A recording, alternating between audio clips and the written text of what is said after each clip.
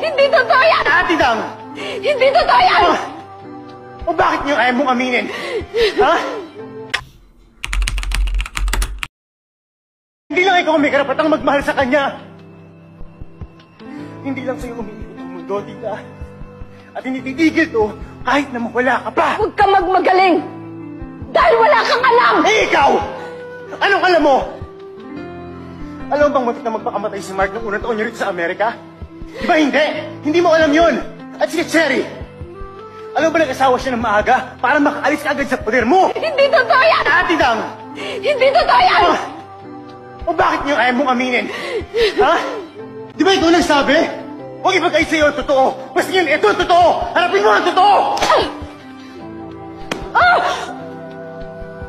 Bastos ka! Bastos ka!